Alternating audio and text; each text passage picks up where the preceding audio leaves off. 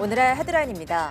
장마 전선이 남하하면서 오늘 전국이 흐리고 30도가 넘는 무더위가 기승을 부리겠습니다. 남해상으로 물러난 장마 전선은 주말부터 다시 북상해 전국에 비를 뿌릴 예정입니다. 지난해 국내 연구기관에서 사용한 실험동물이 무려 300만 마리가 넘는 것으로 드러났습니다. 대부분이 쥐와 같은 설치류였는데 10마리 중 7마리는 중간 이상의 고통이 따르는 실험에 사용됐습니다. 미국 연구진이 실험실에서 사람의 모낭세포를 배양해 새로운 털이 자라도록 하는 기술을 개발했습니다. 이 기술은 피부 이식을 거치지 않아도 머리카락이 자랄 수 있어 탈모 치료의 새 치료법이 될 것으로 기대됩니다.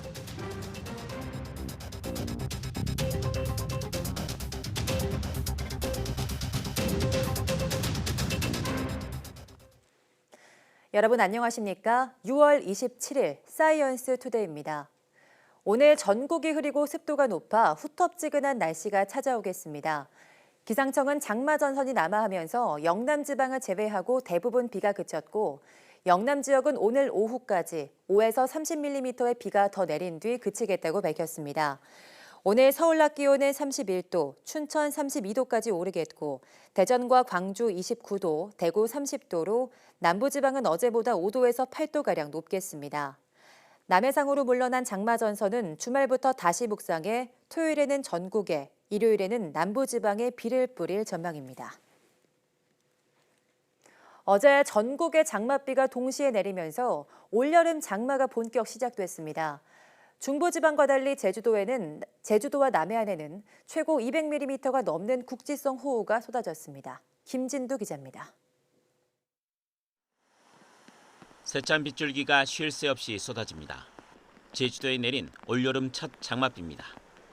평년보다 일주일 늦은 지각장마지만 제주도에 이어 남부와 중부까지 비가 확대됐습니다. 12년 만에 6월 전국 동시장마가 나타난 것입니다. 제주도와 남해안에 호우특보가 내려지는 등 첫 장맛비도 폭우를 동반했습니다.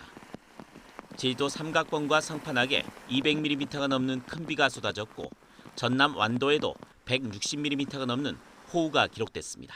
장마 전선을 밀어올리는 북태평양 고기압 세력이 약해서 장마 초중반까지 강한 비는 주로 남부와 제주도에 집중될 것으로 보입니다. 장마 전선은 밤사이 비를 조금 더 뿌린 뒤 먼 남해로 잠시 물러나겠습니다. 이후 주말쯤 다시 북상해 이번에도 전국에 장맛비를 내릴 전망입니다. 7월에도 장마 전선은 일본 부근 해상과 내륙을 오르내리면서 주기적으로 많은 비를 쏟아부을 것으로 보입니다. YTN 김민우입니다. 붉은 수돗물 사태를 겪는 서울 물레동 일부 주민들이 피부병을 호소하고 있습니다. 서울시는 수돗물 때문인지 단정할 수 없다며 전문가들과 협의해 역학 조사를 검토하기로 했습니다. 류충섭 기자가 보도합니다. 지난 19일부터 붉은 수돗물이 나온 서울 물레동 아파트입니다. 수돗물 대신 서울시가 제공한 아리수를 식수로 쓰고 있습니다. 처음보다 수돗물 탁도는 나아졌지만 정수 필터는 사용 이틀 만에 색깔이 붉게 변합니다. 특히 어린아이에게 피부병 증세가 생겨 불안하기만 합니다. 피부가 막 아토피처럼 얼굴이라든지 뭐 다 올라오고 있는 상황입니다. 지금 그래서 계속 연고 사다 바르고 하고 있는데 지금 당장 뭐 차도는 없습니다. 서울시는 일부 주민들이 피부병을 호소하고 있지만 수돗물 때문인지 단정할 수 없다는 입장입니다. 따라서 전문가와 협의해 역학조사를 할지 검토하기로 했습니다. 서울시는 또 낡은 배관과 배수관 끝부분의 퇴적물 때문에 수질이 나빠진 것으로 추정했습니다. 이에 따라 연내 공사에 들어가 노후 상수도관 138km를 모두 교체하기로 했습니다. 특히 물레동 일대 교체는 연말까지 마무리할 계획입니다.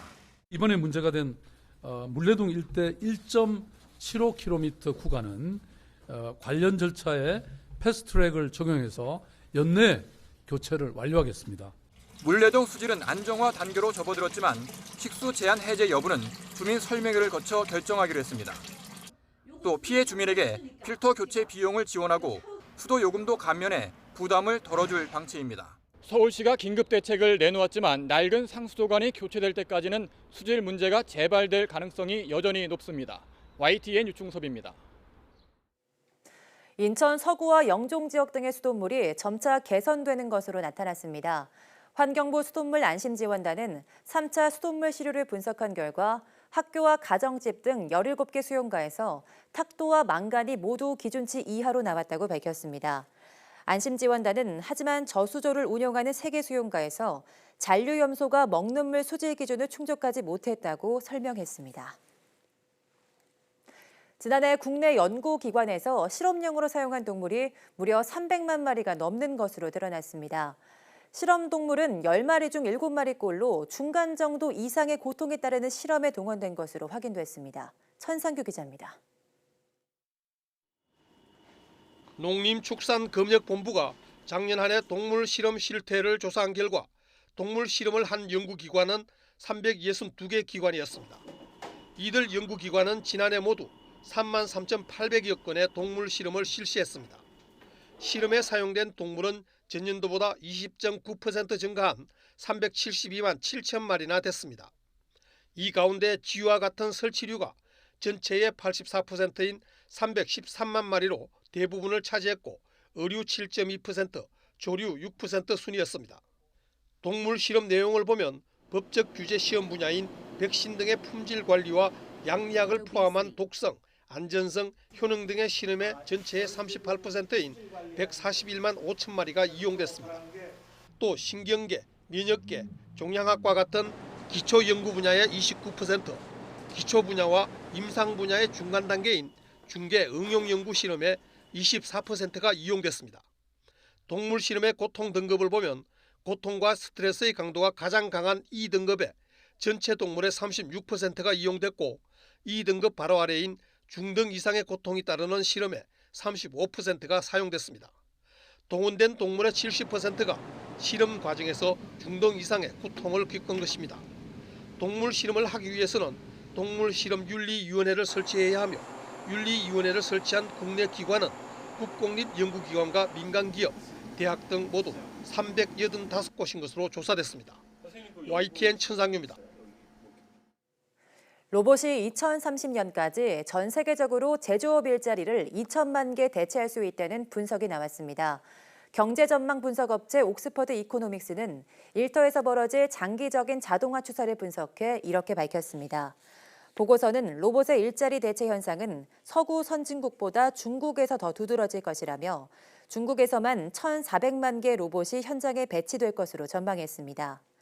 이어 로봇 대체 현상은 저숙련 노동자들에게 의존하는 상대적으로 가난한 지역 경제에서 더 많이 나타날 것이라며 이는 결국 소득 불평등의 증대로 이어질 것이라고 덧붙였습니다.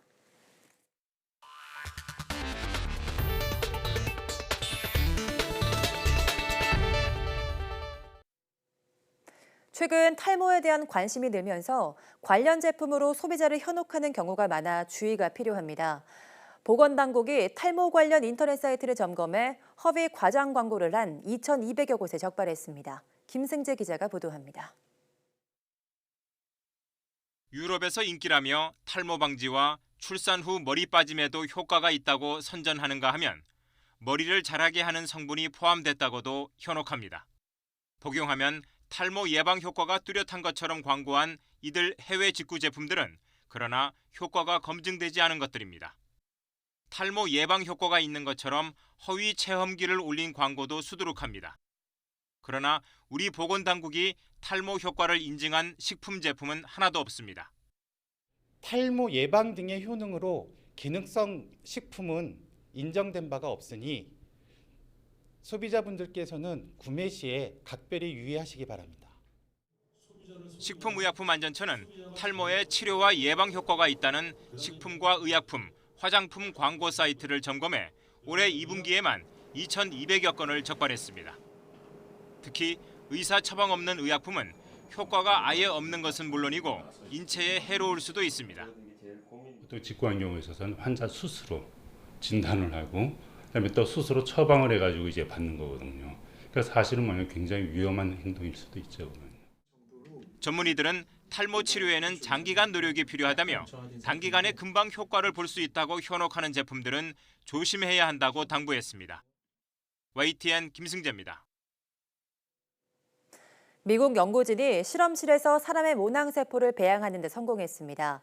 이 기술이 상용화되면 탈모 환자가 모발을 이식할 때 자기 머리에서 모낭을 떼어낼 필요가 없게 됩니다. 신현준 기자의 보도입니다. 머리카락을 실험실에서 대량으로 키울 수 있는 길이 열렸습니다. 미국 컬럼비아 대학 연구팀은 실험실에서 사람의 모낭세포를 배양해 새로운 털이 자라도록 하는 데 성공했다고 밝혔습니다. 피부 이식을 거치지 않고 사람의 모낭세포를 배양해 머리카락이 자라도록 하는 데 성공한 건 이번이 처음입니다. 모낭세포 배양에는 3D 프린팅 기술이 이용됐습니다. 머리카락이 자라는 것과 똑같은 환경을 만들기 위해서는 0.5mm의 가늘고 긴 플라스틱 모형이 필요했기 때문입니다. 연구팀은 이 모형에 모낭세포를 넣고 영양분을 공급했더니 3주가 지나자 모낭이 생기고 새 머리털이 자라기 시작했다고 밝혔습니다.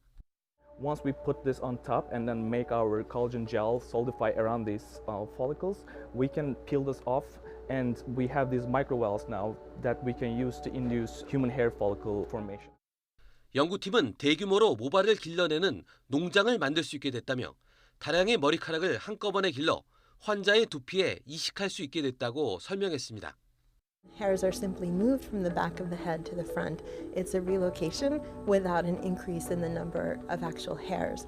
So the way in which this method we hope will be used is to actually increase the overall number of hairs. 이 기술이 상용화 되면 모발 이식을 위해 뒷머리에서 머리카락을 떼어낼 때 생기는 통증이나 흉터를 막을 수 있게 됩니다.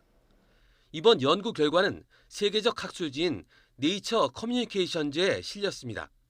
YTN 신현주입니다.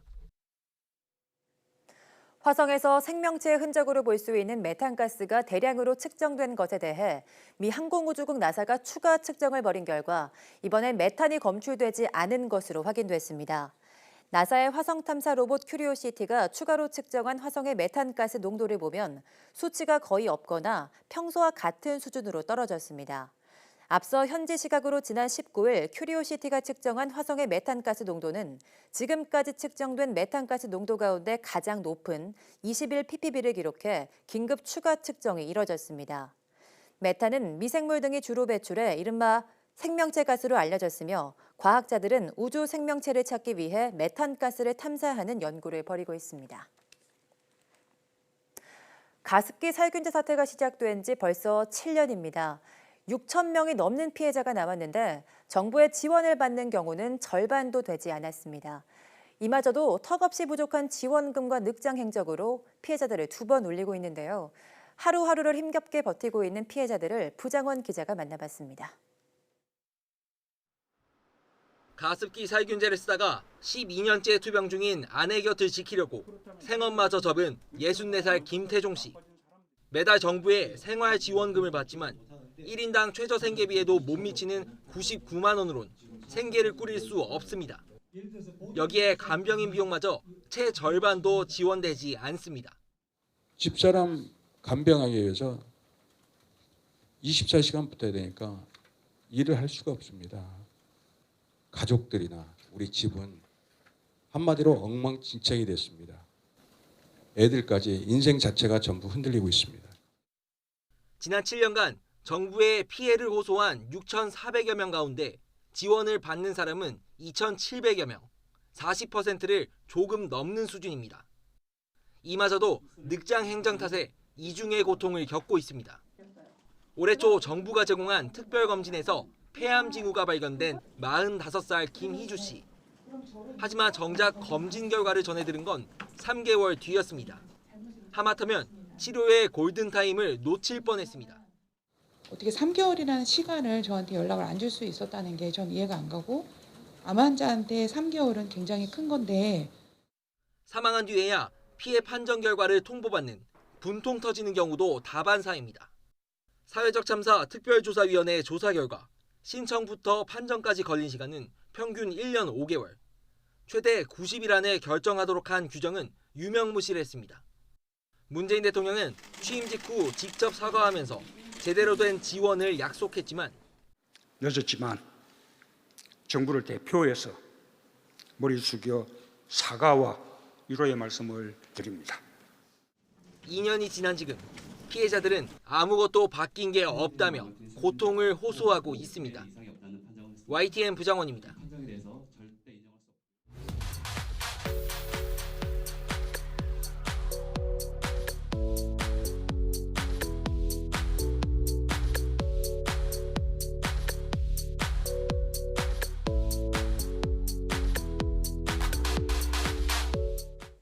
닥터어주는 퀴스트가 개발한 미세 수술 로봇 시스템입니다. 실제로 허리 디스크 수술에 활용될 예정인데요. 이 닥터어준을 이용하면 시술자는 환자와 약간 떨어진 위치에서 시술하게 돼 실시간 방사선 영상 장치에 의한 피폭 위험에서 벗어날 수 있고 정교한 시술이 가능하다는데요. 오늘 오후 사이언스 투데이 주민피플 시간에는 한국과학기술연구원 의료로봇연구단 이득희 단장과 함께 더 자세히 이야기해보도록 하겠습니다. 모두 많은 시청 바랍니다. 함께해 주신 여러분 고맙습니다.